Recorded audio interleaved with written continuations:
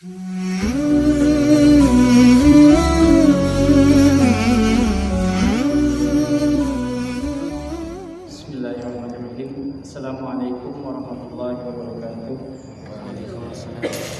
Alhamdulillahirabbil alamin wassalatu wassalamu ala asrofil anbiya'i wal mursalin sayyidina Muhammadin wa ala alihi wa ashabihi wa man tabi'ahum bi ihsanin ila yaumiddin. Alhamdulillah, puji syukur kepada Allah Subhanahu wa taala. Salawat serta salam semoga senantiasa terlimpah curah ke qudwah uswah kita Rasulullah Muhammad sallallahu alaihi wasallam, kepada keluarganya, para sahabatnya, dan kepada umatnya, dan mudah-mudahan kita termasuk di dalamnya. Jamaah rahimakumullah, alhamdulillah kembali kita bermuajahah dalam kajian ba'da zuhur setiap hari kecuali di hari Jumat insyaallah. Pada kesempatan Senin ini seperti terjadwal akan dilakukan kajian tafsir, insyaallah akan diisi oleh Al-Mukarram Kiai Haji Dr. Andes Amiruddin Abu Fikri MA. Beliau sudah berada di tengah-tengah kita, akan melanjutkan kajian tafsir surat Al-Qadar ayat kedua.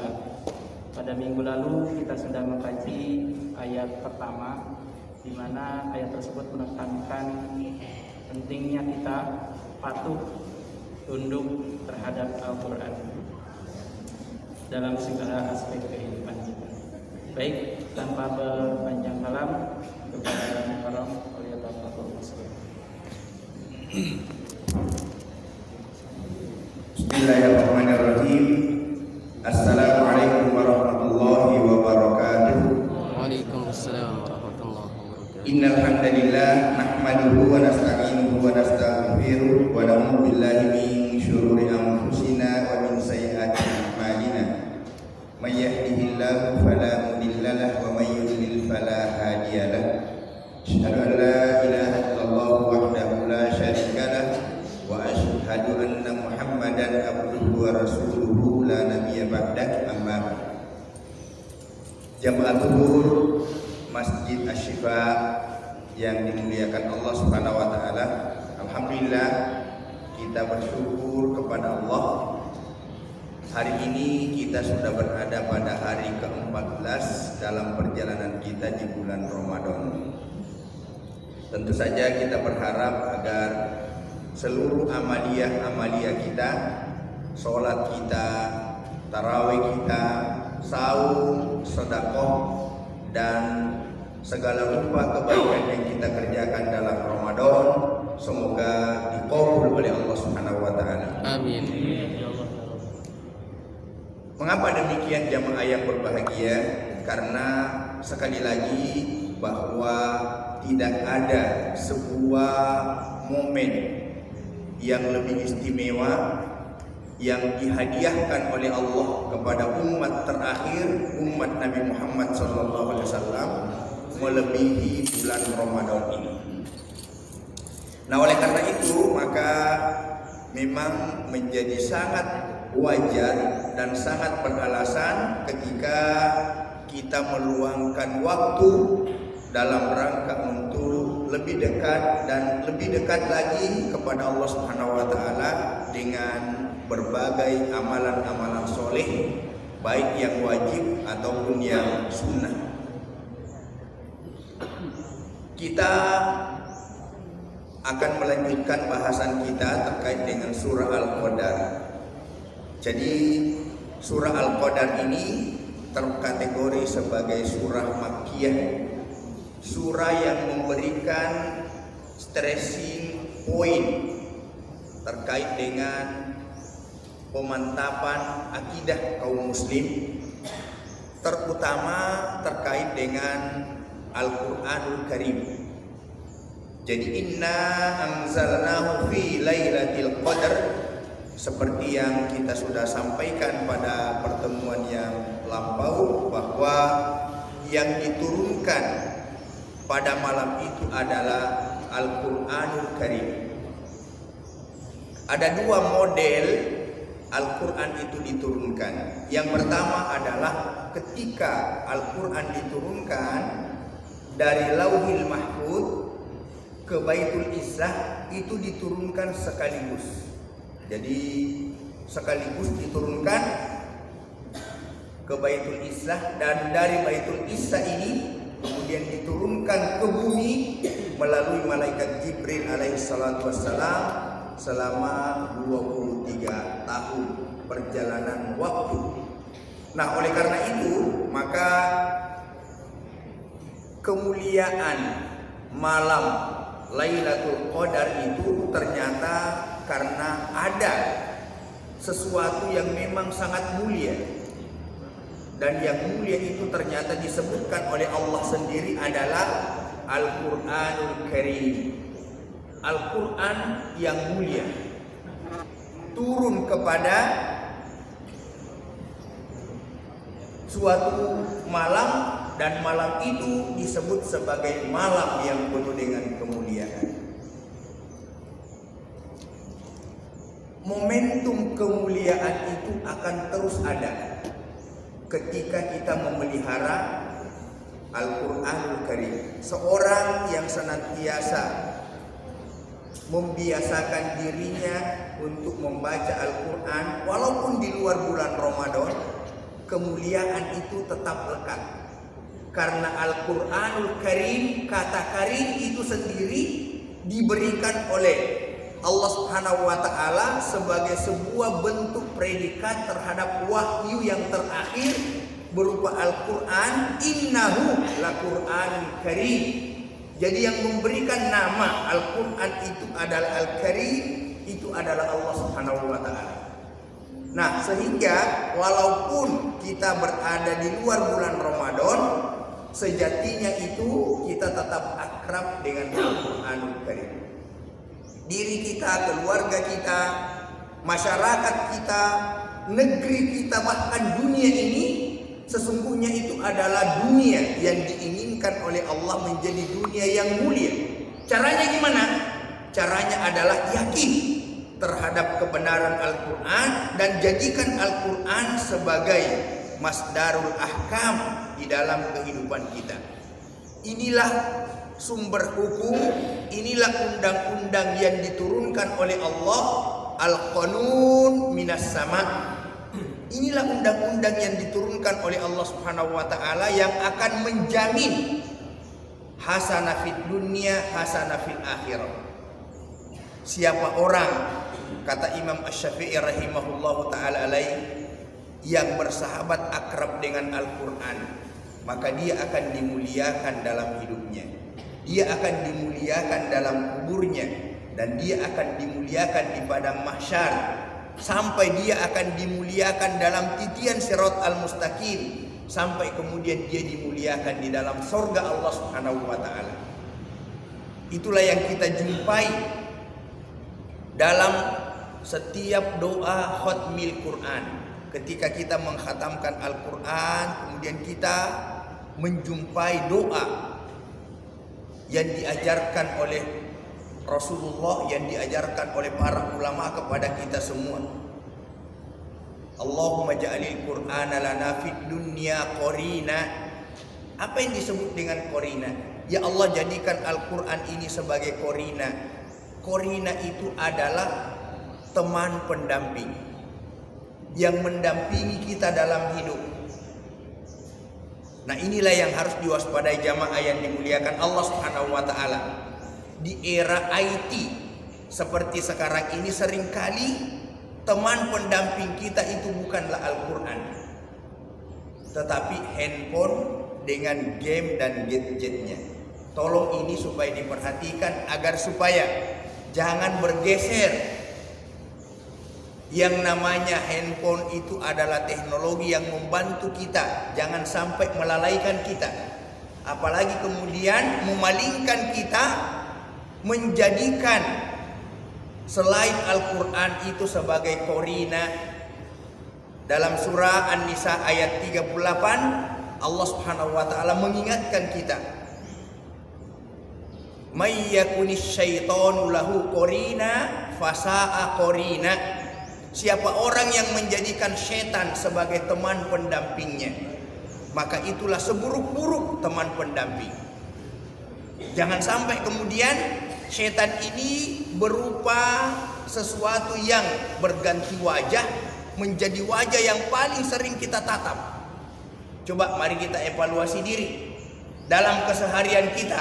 Berapa kali kita menatap Al-Quran dan berapa kali kita menatap handphone kita. Kalau kita tatap telepon dan di dalamnya itu adalah Al-Quran, alhamdulillah, itulah sesungguhnya manfaat teknologi. Kalau kita menatap handphone kita, lalu kemudian di dalamnya adalah dakwah, itulah sesungguhnya yang diharapkan oleh Allah Subhanahu wa Ta'ala dengan kemajuan teknologi itu. Tapi kemudian ketika kita larut habis waktu hanya untuk sekedar berhura-hura dengan tontonan-tontonan yang sekali lagi menjauhkan kita dari ketaatan dan ketundukan kepada Allah, berarti pada saat itu kita telah bersama-sama dengan sesuatu yang hakikatnya adalah setan. Setan itu adalah sebuah fi'il. Setan itu dari bahasa Arab. Jenisnya setan itu dari jin dan manusia. Setan itu adalah fi'il, perilaku. Perilaku apa? Perilaku yang membangkang. Perilaku yang menjauhkan kita dari ketaatan dan ketundukan kepada Allah. Makanya syatona itu artinya jauh, sama artinya dengan ba'uda. Jadi kalau orang Arab mengatakan baiti syatona minal masjid, rumahku jauh dari masjid, menggunakan kata syatona, setan. Nah, setiap sesuatu yang menjauhkan kita dari ketaatan dan ketundukan kepada Allah, memalingkan kita untuk sujud dan patuh kepada Allah, hakikatnya itu adalah setan. Oleh karena itu jamaah yang dimuliakan Allah Subhanahu wa Ta'ala, mari kita menjadikan hidup kita menjadi hidup yang berarti. Hidup yang berarti itu seperti apa? Ketika kita hidup dalam keimanan kepada Allah, kita hidup dalam keimanan kepada Al-Quran, kita hidup dalam keimanan kepada Rasulullah SAW, kita hidup dalam keimanan kepada yaumil akhir. Inilah yang memberikan arti kehidupan kita. Ketika kita tidak dasarkan pada keimanan, maka diri kita itu menjadi diri yang lebih rendah daripada binatang melata. Yang membuat kita punya arti di hadapan Allah itu karena keimanan kita kepada Allah. Bumi ini sesungguhnya tidak ridho dengan bentuk kekufuran, dengan bentuk kemaksiatan, dengan bentuk kesyirikan yang kita lakukan. Sekiranya bumi ini bisa berteriak, dia akan merintih kesakitan ketika kita injak dalam sebuah injakan kaki yang diwarnai, yang diisi dengan kekufuran, kesyirikan dan kemaksiatan. Dan itu akan dibuktikan oleh bumi ketika kita masuk ke dalamnya. Ketika kita dikubur ke dalam bumi ini, bumi kemudian memperlihatkan dirinya yang asli. Sampai-sampai jasad orang-orang yang kafir, orang-orang yang berbuat syirik, orang-orang yang berbuat maksiat dihimpit, seolah bumi tidak ridho. Apa kata bumi? Aku ini adalah hamba Allah. Engkau menginjakkan kakimu di atas diriku, dan aku tidak pernah bisa ridho, karena aku hanya bisa menerima orang-orang yang taat dan tunduk kepada Allah Subhanahu wa Ta'ala. Bayangkan, mungkin setiap hari kita bisa disumpahi oleh bumi, tapi kita tidak mendengarkan suaranya. Kita mungkin bisa saja kemarin sampai keceplos dari mulut saya terhadap seorang yang sedang saya jumpai dan dia ngerokok.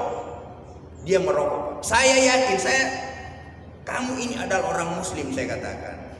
Kenapa tidak malu kepada sesama manusia saja? Kalau tidak malu kepada Allah karena antum tidak melihat, malulah kepada manusia. Bayangkan di bulan suci kok seolah berbangga dengan ngerokok. Na'udzubillahi min dzalik. Nah, dan itu ketika saya tanya, ternyata seorang muslim.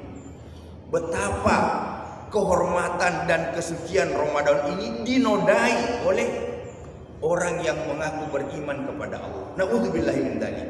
Mari kita senantiasa untuk menyadari diri, menginsafi diri, jangan sampai kemudian kehormatan dan kesucian Ramadan ini kotor di tangan kita sendiri. Karena itu adalah sebuah bentuk kezaliman terhadap diri kita sendiri dan sebuah bentuk kemaksiatan yang tidak akan diampuni oleh Allah kecuali dengan taubatan nasuha. Jamaah yang dimuliakan Allah Subhanahu wa taala, Rasulullah mengingatkan kita, siapa orang dalam Ramadan ini dengan sengaja tanpa udzur syar'i kemudian dia buka saum tanpa udzur syar'i sekali lagi, walaupun dia mengganti dengan 1000 tahun, itu tidak akan diterima oleh Allah Subhanahu wa taala. Jangan main-main dengan Ramadan ini, tapi mari kita manfaatkan dengan sebaik-baiknya, karena sekali lagi bahwasanya inilah hadiah terbaik yang diberikan oleh Allah kepada kita. Mari kita berakrab dia dengan Al-Quranul Karim. Mari kita banyak berzikir, banyak berdoa, luangkan waktu untuk bersedekah, berinfak walaupun sedikit. Kenapa?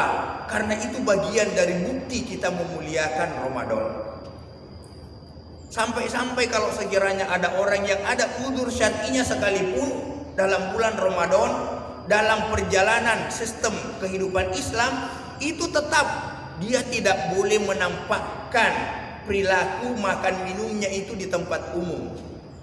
Meskipun boleh ketika ada orang musafir, ya kan? Ketika ada orang yang sakit, ketika ada orang yang nifas misalnya sedang dalam keadaan mendapatkan udzur syar'i, Al-Quran mengatakan boleh kalian berbuka, tapi jangan menampakkan itu di hadapan masyarakat umum, karena itu merupakan bagian dari bentuk adab.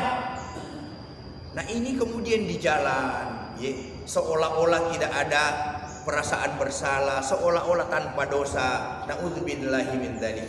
Ini di antara bentuk kerusakan masyarakat itu.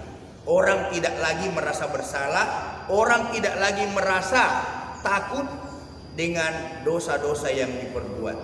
Padahal ketika sadar bahwasanya apapun yang kita perbuat, sekecil apapun dosa, famay ya'mal mithqala dzarratin khairan yarah wa may ya'mal mithqala dzarratin khairan yarah. Karena belum dinampakkan itu saja. Kalau sekiranya kebaikan itu dinampakkan, Masjid Asy-Syifa ini pasti tidak muat di setiap waktu-waktu sholat. Kalau sekiranya kebaikan itu segera dinampakkan.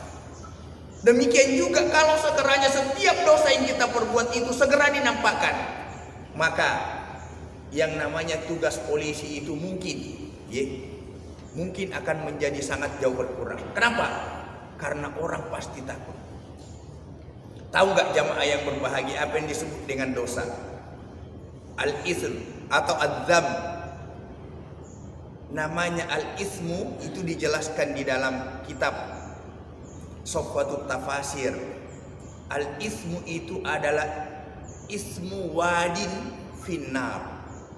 Jadi itu adalah ismul wadi, nama lembah, nama lubang yang ada di dalam lubang-lubang neraka.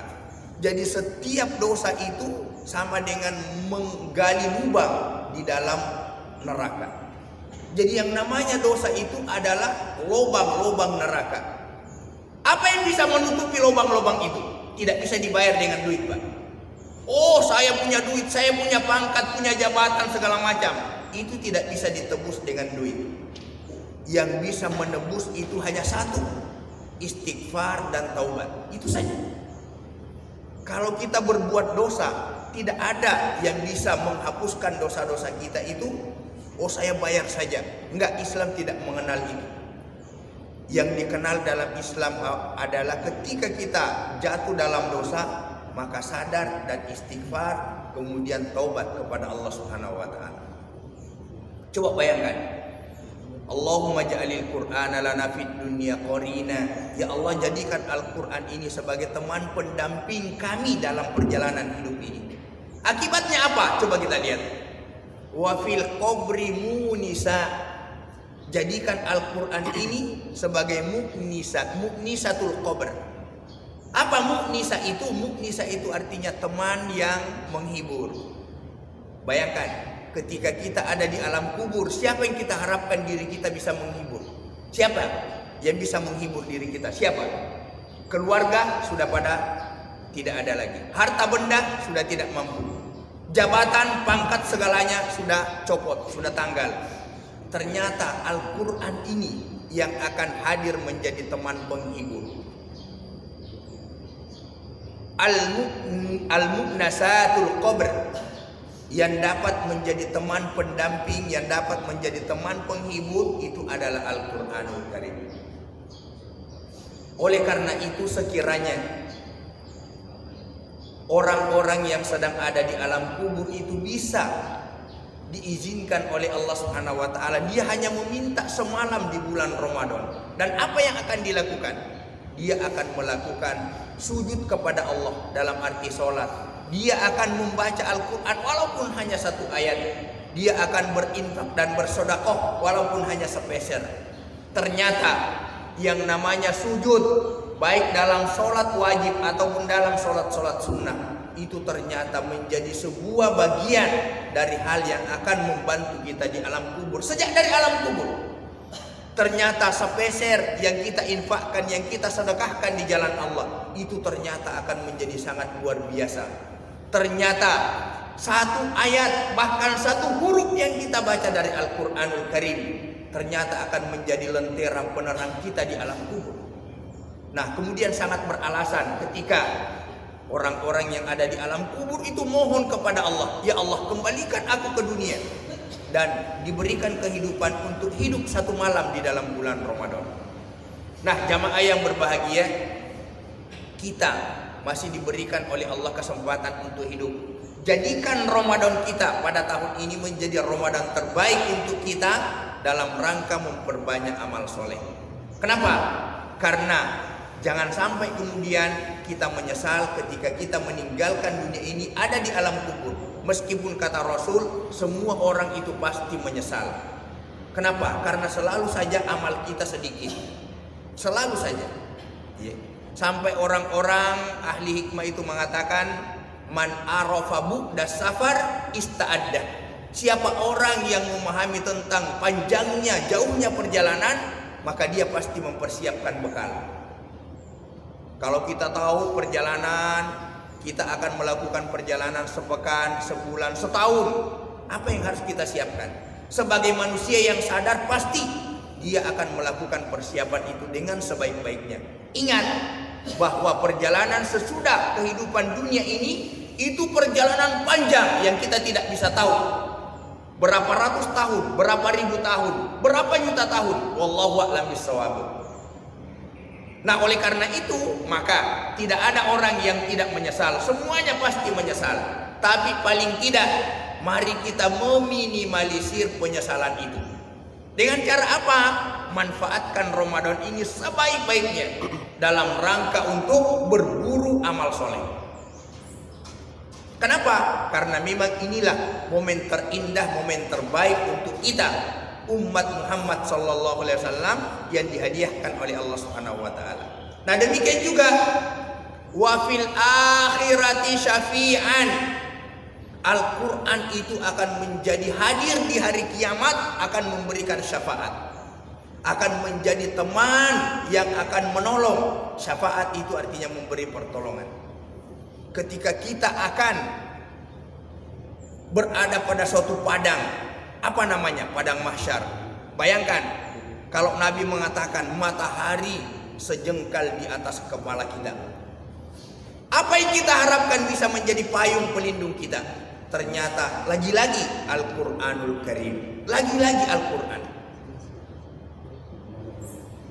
Jadi dia akan datang memberikan syafaat. Di alam kubur, Al-Quran yang paling cepat datang untuk memberikan syafaat. Di hari kiamat, wa fil akhirati syafi'an, dia akan hadir memberikan syafaat. Nah, kemudian wa alas sirati nura, wa alas sirat. Jadikan Al-Quran ini sebagai teman yang memberikan penerangan, memberikan cahaya, memberikan penyuluh ketika kita akan melintasi titian sirat al-mustaqim. Seberapa panjang titian sirat al-mustaqim itu dan seberapa besar tali atau lintasan yang akan kita lewati. Allah dan Rasulnya memberikan bayangan kepada kita, perjalanannya itu panjang. Sekiranya kita akan melintasi titian Sirat al-Mustaqim itu 70 tahun perjalanan. Bayangkan seberapa besar tali yang terbentang, lebih kecil dari sehelai rambut. Seberapa tajam, lebih tajam dari pedang. Siapa orang yang mampu melintasi itu? Kalau saja Masjid Asy-Syifa ini dari ujung barat ke ujung timur dibentangkan tali, ada nggak kira-kira yang mampu bisa selamat dari bentangan tali ini dari ujung barat ke ujung timur yang mungkin jaraknya hanya sekitar 30-40 meter? Kita melintas di atas itu. Ingat, di bawahnya adalah api yang menyala-nyala. Bayangkan. Makanya lagi-lagi apa yang kita harapkan? Lagi-lagi adalah Al-Qur'anul Karim. Wa ala sirati nura, ya Allah, jadikan Al-Qur'an ini sebagai cahaya. Cahaya yang apa? Yang akan menerangi jalan kita dan akan kita melintas di jalan itu secepat cahaya. Jadi bayangkan, secepat cahaya kita akan melintas. Kita akan berangkat dari sini secepat cahaya nyampe ke sebelah. Alhamdulillah, lagi-lagi adalah Al-Qur'anul Karim. Kemudian pun kita memohon kepada Allah, wa fil jannati rafiqo, di dalam surga Al-Quran ini sebagai apa? Sebagai kawan yang setia. Jadi luar biasa Al-Quran itu. Dia akan menjadi kawan setia di alam kubur, dia akan menjadi kawan setia di dalam surga. Yang paling enak untuk diajak ngobrol dan menemani kita juga adalah Al-Quranul Karim. Wa fin nari sitron wa hijaba, menjadi siter. Dan kita mohon kepada Allah supaya Al-Quran ini juga menjadi pelindung dan penghalang kita, sitron wa hijaba, menghijab kita dari neraka. Bayangkan, itulah di antara keindahan-keindahan yang kita berharap kepada Allah. Mudah-mudahan dengan Ramadan ini kita akrab dengan Al-Quran. Al-Quran di hati kita, bukan Al-Quran di pajangan. Karena kalau Al-Quran hanya dipajang, itu kita tidak mengambil dan menjadikannya sebagai korin. Padahal kita diperintahkan untuk menjadikan Al-Quran itu sebagai korin kita di dalam hidup kita. Baik, saya kira itu masih kita lanjutkan poin pertama, dan insya Allah kita akan memberikan kesempatan kepada jamaah sekalian kalau ada hal yang ingin dikonfirmasi. Ini masih terkait dengan mengapa kita penting untuk akrab dengan Al-Quran. Mari kita menjadikan Al-Quran ini sebagai kawan pendamping dalam hidup kita. Karena ternyata inilah kawan sejati, inilah kawan yang sesungguhnya. Inilah kawan kita yang sesungguhnya. Kalau sekiranya esok hari kita meninggal, dibacakan surah Yasin, dibacakan surah Al-Muluk dan seterusnya, ya kita berharap pahalanya bisa kita dapat. Tapi ingat, jangan pernah menggantungkan keselamatan kita pada orang lain. Gantungkan keselamatan diri kita sendiri pada diri kita sendiri. Karena pada akhirnya nafsi kita akan melangkah di hadapan Allah dengan diri kita sendiri. Bahkan yauma yafirrul mar'u min akhi, pada hari itu seseorang akan lari dari saudaranya. Wa ummihi wa abihi, seseorang akan lari dari abi dan umminya. Wa sahibatihi wa banihi, seseorang akan lari dari istri dan anak-anaknya. Akan lari dari sahabat-sahabatnya. Dan dia akan mempertanggungjawabkan tentang apa yang dikerjakannya sendiri. Olehnya itu jamaah yang dimuliakan Allah Subhanahu wa taala, mari kita memanfaatkan Ramadan ini dengan membuat amalan-amalan andalan. Jadi andalan kita apa? Andalan kita itu Ramadan. Mari kita berbuat dengan sebaik-baiknya. Bahkan seperti yang dikisahkan oleh ulama tadi, bahwa sekiranya ada orang yang bisa diberikan kesempatan untuk kembali hidup dalam semalam Ramadan, dia tidak akan melewatkan detik per detiknya itu kecuali dengan amal soleh. Nah, oleh karena itu jamaah yang dimuliakan Allah Subhanahu wa taala, kesadaran itu dalam diri kita sendiri. Tapi memang selalu membutuhkan adanya momentum. Momentum kesadaran terindah itu adalah Ramadan. Diri kita, istri kita, anak-anak kita, orang tua kita, keluarga besar kita, mari kita ajak mereka, sadarlah sekarang. Kalau tidak, lalu kapan? Kalau ada orang yang masih malas sholat, masih malas ngaji, masih suka keras dan berkata kasar kepada orang tua, ada istri yang masih suka berantem dengan suaminya, suami masih suka marah-marah terhadap istrinya, orang tua terhadap anak-anak terhadap orang tuanya, dari kita kepada tetangga dan seterusnya.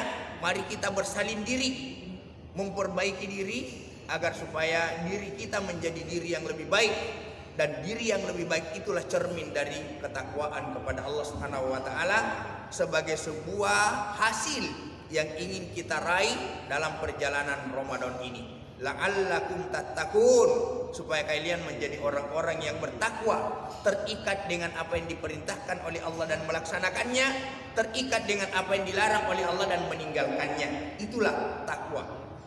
Mudah-mudahan Allah Subhanahu wa taala memberikan petunjuk terbaik buat kita semua, agar di dalam bulan Ramadan ini kita meningkatkan kualitas keimanan kita, kualitas ketakwaan kita, kualitas sholat kita, kualitas bacaan Al-Quran kita, dan seterusnya dalam segala hal kebaikan.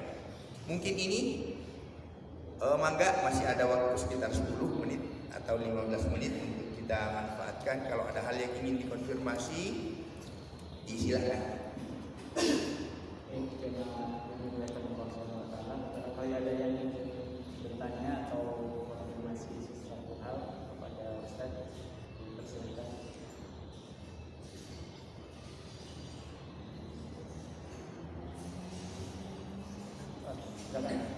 Mangga Pak. Assalamualaikum warahmatullahi Yang saya tanyakan Pak Ustaz, Ya. suhu yang diberikan oleh nabi-nabi sebelumnya itu melalui wahyu ataukah melalui mimpi atau dan adakah kemuliaan umat-umat sebelumnya sebelum malam Qadar ini? Iya, baik. Jadi secara umum bahwa wahyu yang diberikan oleh Allah kepada Nabi dan Rasulnya itu sama. Jadi adapun hal-hal yang berbeda itu spesifik saja. Jadi secara umum sama. Jadi melalui utusan, yakni didatangi oleh Jibril dan disampaikan. Melalui mimpi. Jadi mimpi para nabi dan rasul itu adalah mimpi yang betul, ya. Jadi disebut sebagai mimpi yang sahih. Mungkin beda dengan mimpi kita, ya. Jadi kalau mimpinya kita itu, ya bisa jadi ya karena kita ada sesuatu, ya, mungkin tidak baca doa atau mungkin membaca doa, lalu kemudian kita mendapatkan sesuatu dalam mimpi. Nah, kebenarannya itu tidak dijamin, ya. Tapi kalau mimpinya para nabi dan rasul, ya, itu adalah mimpi-mimpi yang dijamin kebenarannya. Nah, ada yang spesifik itu misalnya seperti Nabiullah Musa alaihissalam, ya. Wa kallamallahu Musa taklima. Jadi Nabi Musa pernah diajak langsung, ya, untuk mendengarkan suara, ya, tanpa melalui malaikat Jibril, itu pernah. Nah, demikian juga Nabi kita Muhammad SAW ketika menerima perintah sholat itu juga langsung, tidak melalui perantaraan Jibril, ya. Nah, tetapi keumumannya itu melalui Jibril alaihissalam, ya, jadi melalui Jibril alaihissalam. Adapun, ya, antara satu dengan yang lain di kalangan para nabi dan rasul itu ada masing-masing keutamaan yang diberikan, ya. Tilkar rusul faddalna ba'dahum ala ba' minhum. Nah, ini jadi ada keutamaan antara satu rasul, satu nabi dengan nabi yang lain, satu rasul dengan rasul yang lain. Masing-masing ada keutamaan-keutamaan yang diberikan oleh Allah pada mereka. Ya. Nah, bagi kita sebagai umat terakhir menerima segala sesuatu yang diinformasikan oleh Allah, dan kita diperintahkan untuk mempelajari perjalanan-perjalanan para nabi dan rasul itu, karena semuanya memberikan ibrah yang luar biasa besar. Ada pelajaran besar di dalam itu.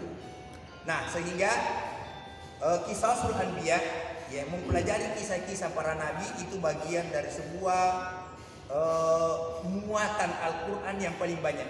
Jadi kalau kita buka Al-Quran itu, yang paling banyak kita akan jumpa itu adalah kisah-kisah. Di antaranya adalah Qisasul Anbiya wal Mursalin.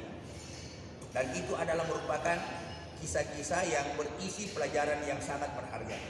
Wa inna fi qasasihim la ibratun. Dalam perjalanan, kisah perjalanan mereka itu ada ibrah yang sangat besar, ada pelajaran yang sangat berharga. Wallahu a'lam. Ya, tadi jawaban Ustaz. Sudah jelas ya Pak ya? Alhamdulillah. Ada lagi? Mungkin satu pertanyaan lagi. Baik, alhamdulillah. Kalau tidak ada, alhamdulillah kita dulu kajian tafsir Quran Senin ini. Insya Allah akan dilanjutkan pada pekan depan. Selain hari Senin, juga besok hari Selasa kita ada kajian juga kitab Riyadhus Shalihin. Kemudian di hari Rabu juga ada kajian istri salat nanti bersama yang lain. Kemudian di hari Kamis juga ada, dan kemudian nanti di hari Sabtu. Jadi yang tidak ada karena ada Jumat sudah dapat dari khatim insyaallah. Amin ya Allah. Nasihat sehingga lengkaplah kita insyaallah setiap zuhur kita mendapatkan tambahan ilmu yang memudahkan menjadi bekal kita mengisi Ramadan kita. Amin. Jemaah yang berkat Allah Subhanahu wa taala, adalah kita tutup kajian kita kali ini dengan bacaan hamdalah dan alhamdulillah. Subhanallah.